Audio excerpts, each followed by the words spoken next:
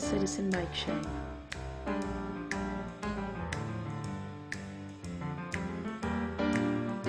News. Commentary.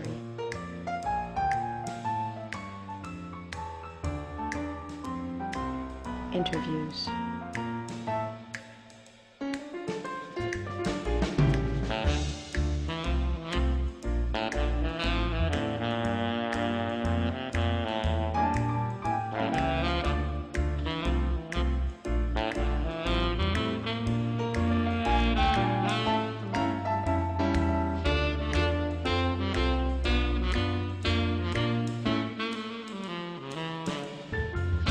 The Citizen Mike Show starts now. Welcome to the Citizen Mike Show. Thanks for tuning in. We do appreciate it.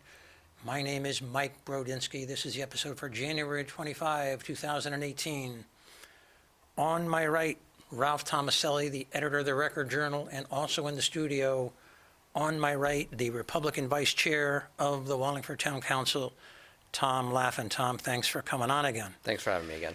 Yeah, so last night on January 23, the Wallingford Town Council had a good discussion on the town's year-end financial results. Some call it an audit. Some call it a CAFR, which is short for Comprehensive Annual Financial Report, CAFR. The bottom line, which is well reported in Record Journal about a week ago and then again today. The town had an operating deficit of $1.4 million, but the CAFR is like 180 pages, got a lot of information, some more important than others, a lot of it background. But the $1.4 million is a development because in 5 or 6 years straight in the past, we've had surpluses, not deficits. So, Tom, I want to go to you first on this. $1.4 million operating deficit. What are the so whats as wearing a hat as a counselor, sort of the guardian of the budget and the budget process and the mill rate? As a taxpayer, what are the implications? And as a local politician, what does this do to the Republican brand, if anything? Sure. Yeah. As part of the government, as part of governing the system, I don't think it's a big deal. I don't love it, but I'm not worried or upset. And if it happened again next year, I wouldn't be worried or upset either. Going into the third year, I'd be like, well, wait a minute, let's try and make sure that we're not going to have this happen again. And then maybe I'd be upset if it happened in the third year. I think this is what we kind of build, what I've always been focused on building the budgets around. The last deficit occurred in 2009, 2010, which was the year before I got onto the council, and it was a similar deficit, I think. And then we've been up since. And this is it's really the money taken out of that. We always put like $4 million from the previous surplus or the Fund balance. The fund balance into the budget. And we did this when I was on the Board of Ed. We did it when I was on the council. And a lot of people, and I think I didn't even really understand it, other people's positions, or not positions, but their understandings of the budget issues or questions until last night. I've always looked at it this way, that was money that we cycled over. If we got it back, we were lucky. It was our buffer, our $4 million buffer. And this year, the buffer got cut. But that's what we put it in there for in the first place. So we lost $1.4 million. And I know there's all this talk of, well, our expenses were lower than we expected, and our income was a little higher than we expected. But we had all this other money that we promised to pay for all different projects and whatnot, and that was in the budget, and that's part of the whole picture. That's what I've always looked at the whole big picture as. And at the end of the day, we're $1.4 million less than we'd love to be. Yeah, so actually, Ralph, I want to go to you first and then go over to Tom. Okay. But you both know this is sort of coming. It's the obvious question. What does this do, if anything, to the Republican brand, the Mayor Dickinson brand, the conservative, financial manager image? Is this wounded in any way? Is this enhanced in any way? Or is this a non-event? There's no there. Well, I think it is helpful if you're a Republican, because I think there was rising concern last year, even within the Republican Party, that the whole notion of the town being overtaxed, which I'm not agreeing with, but I'm just talking about the optics of it. The notion that the town is overtaxed. And so I think that this deficit does help in that regard. Fend off that argument? Fend off that argument. Now, Yep. there's a lot more to it. Tom just brought up the fact that the mayor still, I think substantially, or what I might consider substantially, overestimated expenses, and I'd like to see that dealt with a little bit. But I think, on face value, I think it helps the Republicans. Tom, the Republican brand, the next election cycle, do the Democrats, those upstart, troublemaking, gadfly Democrats, have one less arrow in their quiver because of this? It's brand new, and people are still saying that we're overtaxed. So I don't think it's going away. And I think part of that gets back to, I'm sure some people are just like anti-mayor, anti-Republican. Some people are looking at it from the budget viewpoint versus the GAAP, which is the general accounting, acceptable accounting practices, whatever, which is the way that I look at it. So I think there's a couple reasons. But stepping back with the spin, political, I think it does help the message and what we've been working on the last 6 years. The Republican brand. Right. And, Yeah. the mayor's doom and gloom, and he's trying to say, well, it's okay, and it is. But I'm going to take a step back from him and say, but this is what we've been preparing for. We've been preparing for the year that we're $1.4 or $2 million under because of these types of expenses. So those other years' surpluses were for this. And that's what we do. We're 1% surplus, last year, or 1.5%, and now we're 1% deficit this year. And in the same argument, I tried to defend the surplus as we're not being overtaxed because Yes, you it's did. 1%. Like how can we get any closer? So now I'm going to use the same exact argument. It's Right. 1% under. I'm sorry. Like how could we get any closer? We did the best we could. Yeah, so on what I say on the merits, is there a problem with this as far as financial management of the town? I think it's fairly close to a non-event. It's not a lot of money against the budget of rounded 160 million. It's, I want to say, easily made up, but we've seen past surpluses that can easily make this up. We had one of about Yep. 2 million, one of about 1.6. This is 1.4. The way I would like to see budgeting done, and I'm going to ask Tom to comment, and then you, Ralph. When you get your reserves or your rainy day fund up to a level that you're comfortable with, a Goldilocks level, and there's no magic, number. It's like a range. But once you get into that range of a Goldilocks fund balance, not too much, not too little, and that range may be 4 or 5 million, depending on who you talk to. I think the object of budgeting would be a break-even year, and obviously you cannot hit it. You cannot hit the bullseye every time, but a little bit too much, a little bit under, it all kind of works as long as you stay in that Goldilocks range. So I agree with you guys. I don't think this helps the Democratic brand. I think it helps a little bit the Republican brand, but on the merits, I think it's sort of a non-event. We'll see what goes into next year. I just hope the mayor and the comptroller doesn't overreact to make sure with a higher mill rate than needed that you grow a surplus when you don't really need to. You don't really need to grow this back. You don't really need to have to tax this back and recover the 1.4. Tom, your views, and then. Yeah, I'll be frustrated. I'm just going to call it out now before Sure. we get into the budget season. If there's a sort of effort, well, we need to get that $1.4 million back, or no, like that is what we've been getting ready for. It happened. It's over. We just don't want it to happen again. I'm not going to be concerned again, and I said, unless it happens 2 years in a row. Right. So yeah, I'm with you. I think it's kind of a non-event. This is the long-term planning. It's not about getting reelected every 2 years. This is about governing. This is what happens. It's nobody's fault necessarily, and we go again. And move on. Well, I hate to be so agreeable, or for us to appear so agreeable. How strange. Well, You fight me usually tooth and nail. No, but all of us. But I would say that Boring show. if we had to dip into the reserves again next year, Yep. I would be okay with that. Yeah, I would too. Yeah, okay. This time of year, there's two separate issues that, when the financial results come out, that's what I meant by this time of year. Two financial issues get tangled together, and one is the issue of budgets and how accurate budgets are, and the other is actual financial results of the town. And they are they're separate issues, really. It seems to me the relevance of your fund balance, which is financial reporting, generally accepted accounting principles, your actual profit or loss, surplus or deficit, why that's useful for budgeting is how much wiggle room you have going into the next year.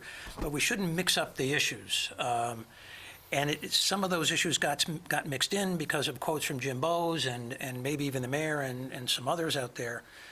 But operating results are different than budget considerations, how accurate the budget is.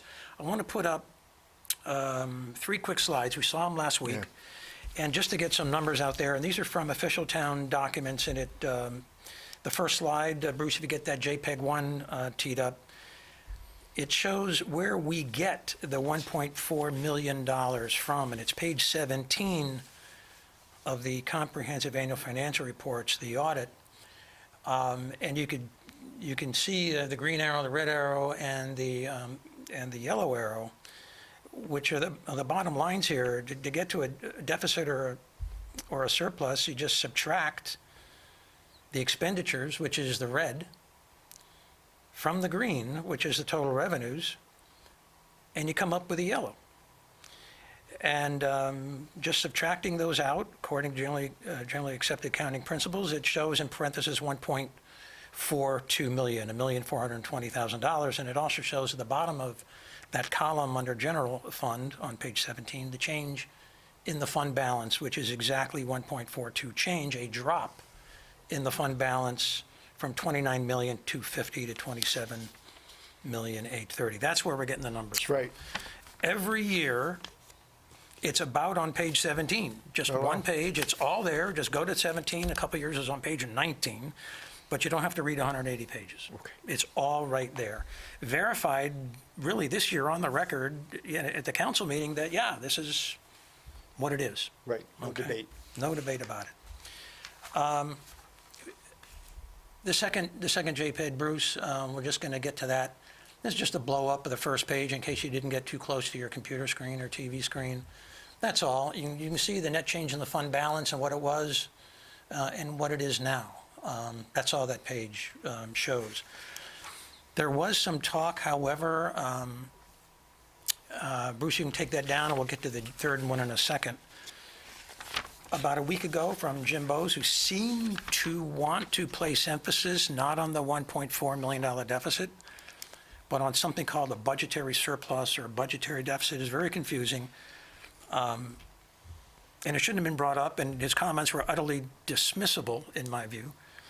But there were some schedules in the CAFR which talked about the accuracy of budgeting. And Bruce, we got a third JPEG up. I don't think I spent enough time on this last show. Okay. I think we put it on the screen and I got distracted.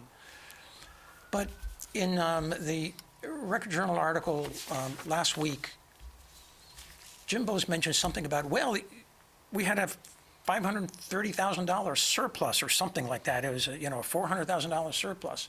So how could that? You can't have both. You can't have a surplus and a deficit. What the heck is going on? So this came from a schedule deep in the audit, which really measures the accuracy of budgeting, not the financial results of the town. And in order to get to that surplus Jim talked about, he says, just don't count, just don't add in to the column of expenditures, just don't report or take into consideration the $744,000, which is called appropriations in force. It's for projects the council approved in prior years, but the bill came due in this fiscal year and they had to be paid for. That's all that's about, that whole discussion of budgets versus actuals. Bruce, take that down. We're going to go to Tom for a quick comment, and then we got a video to play. Okay. Your thoughts on on my comment? Like I referenced earlier, I don't ascribe to the this outlook or this look on the budget, I look at the other way. Yeah, the This is- 1.4. This is, yeah, the 1.4. This is just kind of like devil in the detail semantics to me. We budgeted operationally pretty close, and operationally there was a slight little surplus in what we were calling a new expenses, but it's even smaller than the 1.4 when I know $1.4 million is a lot of money, but it's a small percentage of the overall budget, and this is even less. So I think there's just maybe the feeling, the need to say, but we were responsible, we were right on everything else, but these other bills came due, and we knew they were coming at some point, and this is just when they happened. I don't know, but it's hard. I've never even really kind of considered this as a factor. I think we maybe agree that any talk about budgetary results are sort of cloud the issue, obfuscate, Absolutely. Yeah. blur. I agree. Okay. Last show, I said that the audit was not on the town's website. Someone may have been watching the show, So, because a couple days later, it appeared on the town's website. Well, it might have happened you. anyway. Good I for don't you. know. I know what happened with that. Did you see the whole meeting? Yeah. So I did, yeah, go ahead. somebody was sick, Jim Bowes was sick. A file okay. came in and was corrupted, Okay. so it actually couldn't even be opened. But it was Yeah. passed along. It couldn't be uploaded. Jim Bowes was sick, couldn't even get to it and get the repaired file from the auditors for a couple days. And when he did it, it went online. And And when Barbara Thompson at the same time was pointing out to everybody that it was not. And spoiler alert, along that line, when the budgets are finally distributed and distributed late, it's because the printer was late. Every year, the printer was late. And now the file was corrupted. And now the so- file was corrupted. And when revenues come in stronger, it's because we had a surprisingly strong collection rate, despite the fact it's 98.5 almost every year. Right. Okay, so Bruce, I think we got a video. That's the story. Let's see what that. Oh, before you click the 3, 2, 1, go. Let me just set this up. So Chris Shortell put on the agenda for the council meeting a discussion of the audit. And so this is a series of clips. I think it's like 1 minute and 15 seconds that takes an hour or more. 90 and kind of minutes. 90 minutes and scrunches it down. So obviously there's a lot of editorial choices I had to make. But it starts out at the very beginning of the meeting when Vinnie Cervoni sort of opens the issue, and this is what he says. Bruce, 3, 2, 1, let's go. As I read the whole report, we ended up with a deficit last year. Since you're not diving into your introduction, I'm going to let Councilor Shortell start. I vote, yeah. Well, if you'd like, it's only about 5 minutes if you. Jim, it's never Might- only might 5 help the minutes. public. I mean, come on, man. I'm not trying to be bad, come on. We had a gap deficit of the 1.4 million as reported by a couple of the newspapers. And what happened in the budget is good for analysis to see, where you might have missed, where you might have done better. But frankly, it doesn't matter. What matters is what actually happened. The only reason, frankly, why budgetary information is even included as a required part of our audited financial statements is to demonstrate compliance with local law. What happened in the budget is good for analysis to see, where you might have missed, where you might have done better. But frankly, it doesn't matter. What matters is what actually happened. You got to look at what happened actually, because at that point in time, as long as we complied with the charter and we did not overspend and not get approval from the council to move monies to cover any of those over expenditures, frankly, that budget report wouldn't even be considered a part of a municipal audit report. So there you go. What he's saying in sum is this budgetary analysis and how you get to a surplus out of a gap, a deficit. He says that really doesn't matter, and you can just ignore it. And basically, that's the bottom line. So he was now walking back, drawing attention to, how we conjured up a surplus. Have we beaten this up enough, or any final thoughts, or move on? I think we're moving on, folks. I think no. Oh, go now ahead. we know though why it takes more than 5 minutes for Jim to say anything though, because it was the same thing over different clips. Right. He basically said the same thing with the same words. It was just repeated several times. So It's a standing joke. Jim Bowes, the comptroller, is kind of long-winded. Yeah. Because he wants to be very careful and detailed, and he wants to nuance everything, when a lot of times the counselors really don't care about the nuances, No. but he wants to be very careful that everything is nuanced. And so a 5-minute conclusion is expanded to a half an hour or The meeting something was like over that. after Chris Shortell made his comment, so I don't know why we even continued. So what's coming up on the council is a discussion on the council rules and procedures. Every 2 years, when there's a new council, they got to review the rules, very healthy process. It forces a review of the existing rules of procedure. Tom, what's going on? When's it going to happen? And do you see any issues coming up? And I've got a couple for you, Sure. depending on what you say. Yeah. The meeting right now, the workshop, is scheduled for January 30th, which is a week from yesterday, as of this filming. And that's where we'll discuss all the rules, and we'll get the draft and all. Well, we'll get the draft before that, but so we'll go through all that. The only issue that's come up in the past couple of years, and last year especially, was the how much of the public involvement. At regular meetings, do you do it for when there's action that needs to be taken? Do you do it when it's a report? What about in workshops? There's 3 basic types of meetings or agenda items that we have, and that is, I'm sure, going to come up again, as some people have not changed their position, if some people have changed their position for yes, okay, yes, the public should speak, or no, they shouldn't after all. The people that thought no, they shouldn't after all for like a workshop may be pressing again to get that the workshops, I guess the public doesn't speak, but for a report, non-actionable item. And there's a lot of discretion of the chair that's been exercised. The rules are very specific as far as you get 3 minutes. And then it's at the discretion of the chair. The original rules, when Chairman Cervoni became chairman, were much clearer, much more black and white. And they were amended to give that discretion, which I think he frankly would rather not have had to get into the mix of. Yeah. But nonetheless, they were made and they're done. So that is what I'm looking at. That's what I'm assuming is going to be discussed. Yeah, so the rules say someone from the public can get up and comment or ask questions for 3 minutes. It seems to never be enforced. So maybe you're not serious about it. Maybe you are. I mean, are you serious about 3 minutes? Just change the rule. Yeah, no. I mean, and so if you're I've run a couple meetings when Chairman Yeah. Cervoni couldn't be there. One of the meetings was this past summer, and we had 3 speakers during the agenda public question answer period. So they had 30 minutes, 3 people. Ben Martin got up and spoke, and I had the timers running as I do when Vinny is there. Ben Martin got up and spoke, I think, for 13 minutes, and I let him go because when the initial, anybody wants to speak, it was like 2 people raised their hand. So I knew we had 30 minutes anyway. I think that's the basic gist of it all, is there's 30 minutes total of public question answer. So if only 2 people want to use up the 30 minutes, then I guess that's the public's time, versus, if 10 people raise their hand, then no, you all get 3 minutes and that's it. Ben Martin, and it was very constructive, very good questions. I thought it was a great question back and forth session. And then he was done, and then Jamie Hine got up. And again, there were good questions, and part of it I disagreed with some of maybe the direction of where he was steering. But I gave him about the same amount of time. It was about a minute longer. And then Mr. Gross got up, and he spoke for a minute and a half longer than those 2 each.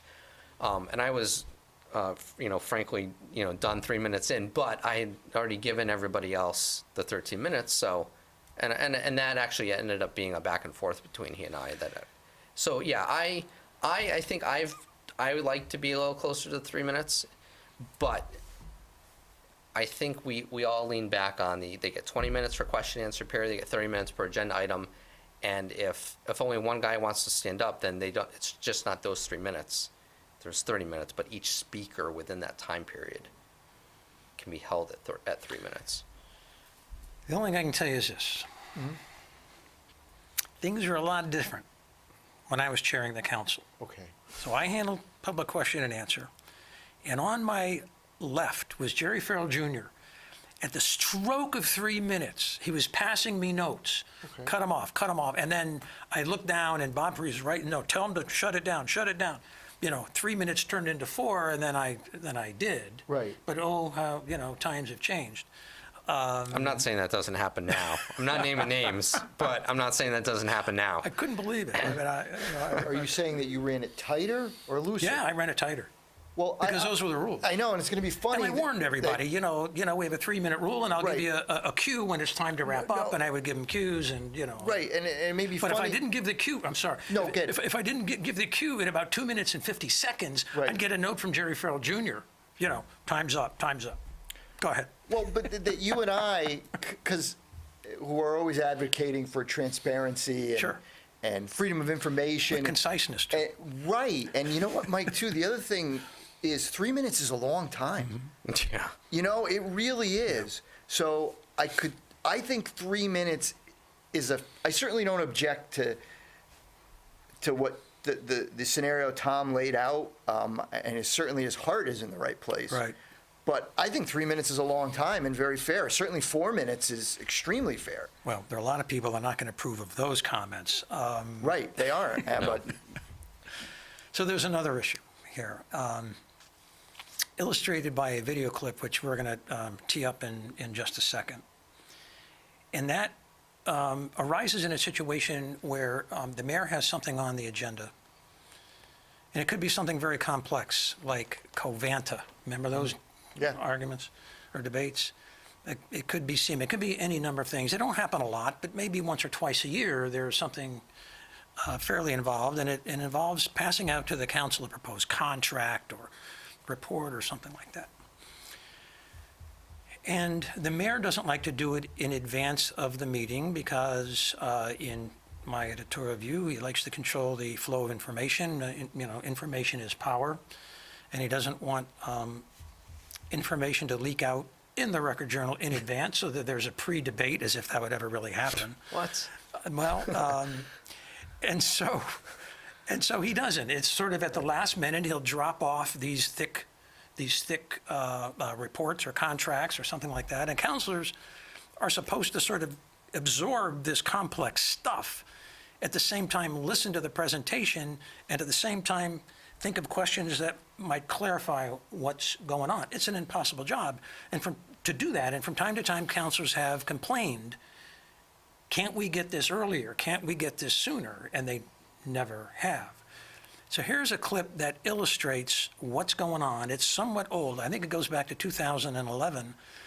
And it was in the context of the Dog Pound Trust. Vinnie Testa asked for a report on the Dog Pound Trust. And a report was passed out. It had numbers in it. And it was a bit of a head scratcher, and you needed time to digest it.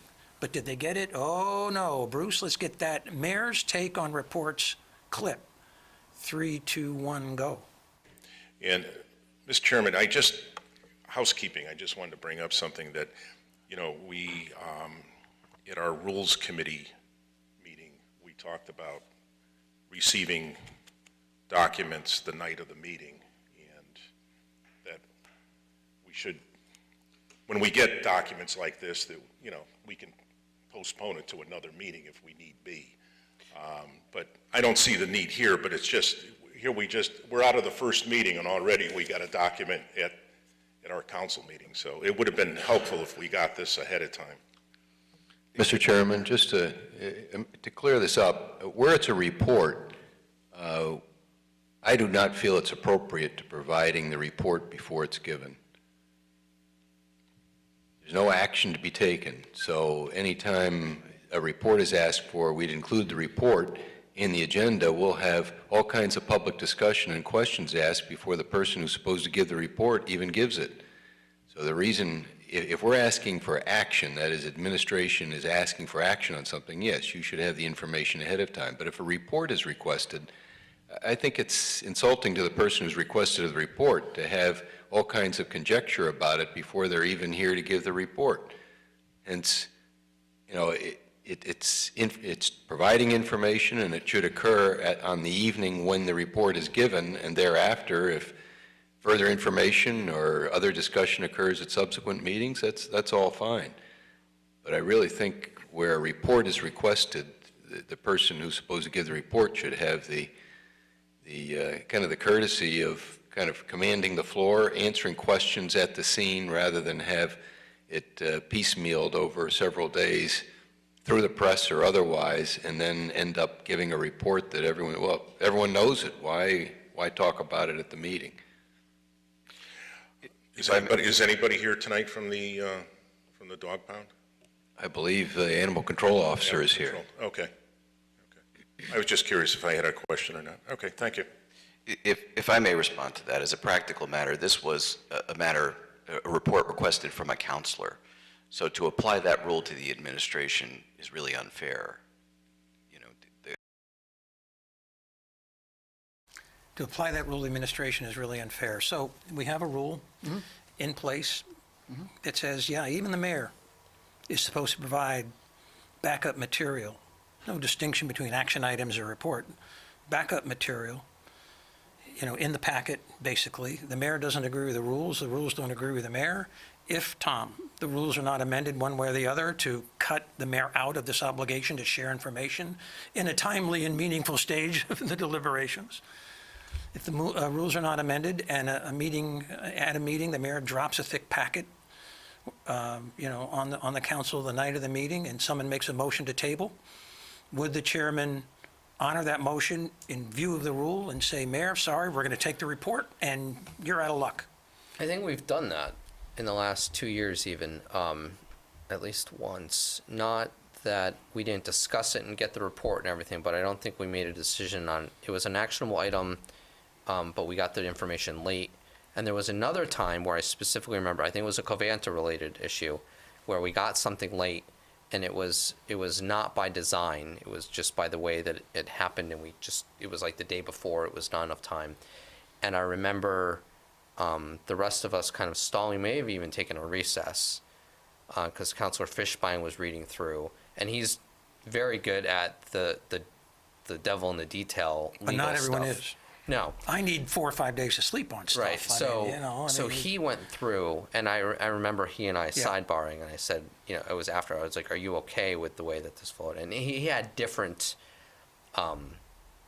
principal disagreements with it or something, but of what was being communicated and he felt was fine, he was comfortable with. So I think we do our best.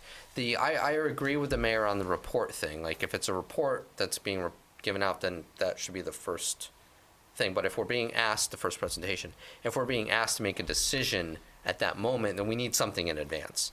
And this rule came about because we had Councilor Economopoulos several years ago, 2011, 12, bringing a presentation, 30-page PowerPoint with pictures and everything, and then basically like asking, well, we're going to do something about it right now. And we're just like, well, wait a minute, like, you just kind of threw all this on our laps, and it was kind of evolving as the meeting went along. So I think that's the fear. And there's also, we don't want the whole gotcha like element of political surprise. But that's what the mayor's doing to you guys. It's exactly what the mayor's doing to you guys. I don't think he's doing that when it's a report type issue. I don't think that's, and when there's contracts involved. Let Ralph talk and then. When there's contracts involved, we get the contracts in advance. Sometimes not a lot of time. And that's brought up, and it's discussed. I haven't felt, in my own non-political way, that's been an issue, and that got your presentation. Not actually since 2012 have I found any issues like that. You made the point that the mayor likes to control the flow of information. Well, Right. I agree. Right. And I think it's a fair point. I've had some personal experiences too. Okay, but well, then you and I are, once again, going to agree. Because, I covered the mayor as a reporter. Granted, it was many years ago, but for the better part of 3 years, I covered him. And my impression was that he liked to control the flow of information. And I saw him get downright angry when he didn't control the flow of information. And I've witnessed that with other reporters who have covered him since. Yeah. So I'd say that's one kind of point about him liking to control the flow. The other one, real quickly, is these department heads and elected officials who he's trying to protect, everything they do is out there in the public. I mean, every decision they make, their salaries, complaints filed against them by employees, what other people say about them. So this notion that somehow, he's trying to save them some embarrassment by a report being made public. I mean, they live with everything they do being made public. So my point is, I think they can take it. I think they're prepared for it. I'm not buying that argument. Yeah. Well, I think it helps. Well, first of all, the distinction between a report and action items. A report is made for a reason. I mean, there's information being distributed, but it's supposed to be a two-way, exchange. When you have a report, counselors want to ask questions and clarify and maybe test the policy with challenges. So a report is important. If a report takes an hour and a half on a council meeting, it's because it's important, and therefore an exchange is important in order for the councilors to get the right idea as to what's going on. And maybe the one and only opportunity, the golden opportunity, is that first night when the report is dropped on you by surprise. And is it to gain a strategic advantage? Absolutely. The later you can give the information out to people, the fewer questions, the fewer challenges, the less research counselors can do independently of the presenter, the less prepared counselors are going to be, all of which the mayor knows and is obvious. And there's an old principle of law: you're presumed to intend the natural and probable consequences of your action. It's a common sense presumption. If you don't want someone to be prepared, don't tell them until the last minute, and that's how I see it. I don't want to beat this up too much because it's coming up in your workshop. You're going to vote on a rule, and then we'll just be watching all year for these late night drops. Right. And see who cares. Right. And I'll just make one other quick point that I know you're going to like. No, I but want you to. For example, when you prepare for this show, Yeah. you are constantly sharing documents, videos, ideas with me and the guest. I try. Right, you do that, and people might be surprised by that, because maybe people think Mike and me are about gotcha, but Mike constantly shares things so that we can have a better discussion when we are here. I want them at their best. Right. Most thoughtful. So it's most ironic deliberative. that the mayor who won't come on the show Right. would know everything you were going to ask him ahead of time and have plenty of time to prepare. Yeah. But I don't think he'd return the courtesy. No. Okay. Tommy got the last word, or we can move on. There's definitely no gotcha on Okay. Citizen Mike. Like, you think we just walk in here and sit Right. down and talk. Good, No, thank it's you for like backing me up. Mike's like calling you and emailing you. How come you didn't respond to my email I Right. sent 5 minutes ago? Right. You wish there was gotcha. I'm like, Excuse can you me, just, at some point, Can we yeah. just Back relax for a down, minute? Mike. Back down. It's like, here's 25 topics we might talk about. Be prepared for all of them. There's 25 videos and documents. So yeah, so there's no gotcha here. Definitely not. boy. I think, I know that I process things quickly. And when I have had documents in advance, only does a new question come up if I hear a different perspective. And maybe it took Councilor Testa 4 days to come up with his question, and that spawned me to come up with my question. Maybe that's possible. But otherwise, if I was left to my own devices, I'm okay with the way it is. But I'll acknowledge that others may not. The other thing, though, with the reporting is that it doesn't, and I guess that's just my style as well, it doesn't all have to be on camera for me. I mean, I pick up a phone call, I make a phone call, I send an email. There's usually a follow-up meeting if there's a big issue like that, or an action to come after. So there's usually some sort of follow-up after that. And then there's the dialogue all over Facebook and the Record Journal. That's true. So Yeah, there's been that's no, we're just trying to give Matt extra stories, I think. We give him the report, and then there's the 3 stories that follow, because Matt Zabrak, the reporter for the Record Journal. Yeah. So, because all the counselors have to keep talking about it because they didn't get to talk about it in the meeting. I don't know how many ways you want me to spin it, but I'm okay with the way it is. I do recognize that others may not be. We're going to talk about it. So moving on. You a Trump guy? Trump supporter? Depends what we're talking about. We're talking about if the elections were held March 6th. would Trump you vote? versus Clinton? No, not versus No. Clinton. Oh, Trump, no, yeah. Trump No. versus who knows who. Trump was not my choice by a lot of means within the Republican selection. Trump versus Clinton, I was leaning towards Trump. Clinton, to me, represented a more of We're not going to more of the same. whatever. relitigate the Right. Clinton Sure. campaign. And Trump is different. So I like the economy. I like the improvements. Republican. I like the tax cuts. I wish he'd stay off Twitter and just not get bothered by people. The biggest problem, people are criticizing all these little things here and here. I think the biggest problem so far has been our lack of response towards Puerto Rico.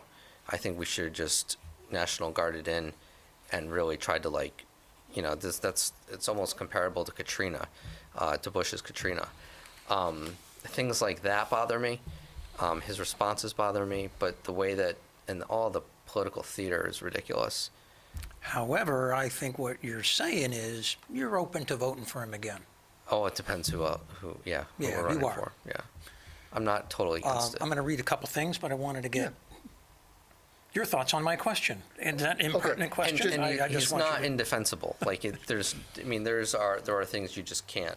Yeah, I think he's indefensible. but- Okay, Yeah. and we spoke And about this is not an episode on No, Trump. no, okay, so just real quickly. Yeah. I think that if I'm a Republican at any level in government and Right. running for reelection, I would be concerned, because I think what President Trump does, and I spoke about this a month or two ago, that if you're in one of these groups of people that he constantly attacks, you start feeling threatened. And I think you see a lot of people out there who feel very threatened by him, right or wrong. I'm not saying they're completely right all the time. I think there's overreaction, but they feel genuinely threatened, and I think that hurts all Republican candidates, because I think it makes some people not want to vote for any GOP candidate.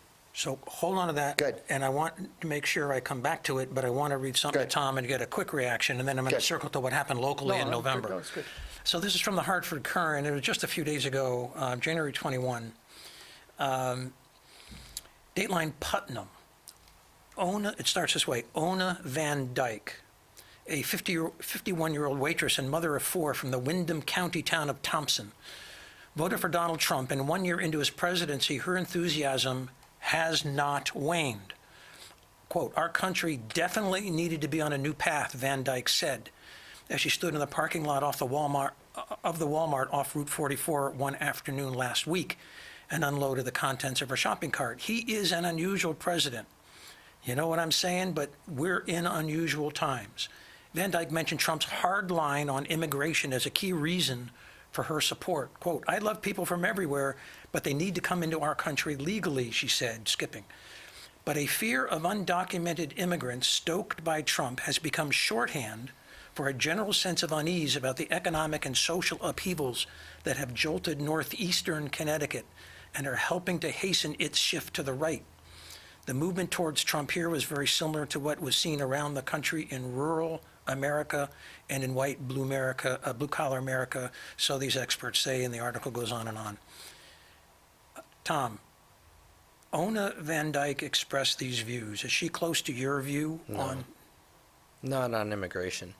We were talking about like DACA. Let's talk about DACA. Yeah. 700, 800,000 people. That's what's in the news this week. Right. And I know some people that are in this group, the 700, 800,000. I know people that are the perfect models of why they should stay in the country. And I know of people, through those other people, that are the perfect models of why they should not stay in the country. And I think you need to be a little less black and white in looking at that. And you can't just say all of them or nothing. But that being said, a lot of these people came in, they talk about undocumented. They're documented. That's why we know there are 700,000 or 800,000 of them. Yeah. So it's the words get twisted around, and they think everybody's here illegally. Right after 9/11. So there's people that I know. They came into the country perfectly legally on a program towards citizenship. 9/11 happens. They're here. The program is put on indefinite hold until we figure everything out. These people have been lingering here legally. I mean, they came here legally. Normally it would have expired, but they weren't allowed to progress forward because they were put in this gray area. So the children now are in this DACA group. The parents are stuck in this mess of a gray area. It's not so black and white. And a lot of these people do come here, and I think the system's broken out of the gate. And I think at some point you got to draw a line, fix what we're doing, fix everybody that's here, and then move forward from there. And I think for the most part, and Trump has even changed his position. You know, one of the initial meetings, he flopped and wanted to give all DACA. I'll say. He's trying to pair it with other stuff too, like his wall. But from campaigning to they're all gone to give them all green cards within a couple months is quite a change for him, of all people, to kind of back off on a campaign To revoking promise. DACA Right. and causing the problem in the first place. So let's talk locally. Well, I think that forces the discussion. Otherwise, it would have just been indefinitely. These dreamers would have just been in this gray area. This is gonna. Well, they're not going home. It expires, in March? It's already been extended again. It'll be extended again until it's figured out. The issue isn't these 800 people. It's what do you do with their families? Are they going to be able to sponsor families to stay? Can they not sponsor the families that brought them here, either at one time legally or illegally? Like I think that's what's starting to cause the problems. To be continued on that DACA, but I want to find out your views on what happened locally. Sure. This comes, and actually we read it on a show just after the election. You and I talked about it. Right. This comes from Hartford Court Kevin Rennie, who is a Republican state, a former Republican state legislator. So he writes, back on November 12, voters gave us a glimpse of the great rebuke that is taking shape in reaction to the loathsome demagogue's first year in the White House. It is a part of our strength that our tradition of frequent election allows voters to express their disapproval and dismay in peaceful and emphatic measures. Disapproval of Donald Trump and supine Republicans did not show itself in every contest. Protests never do.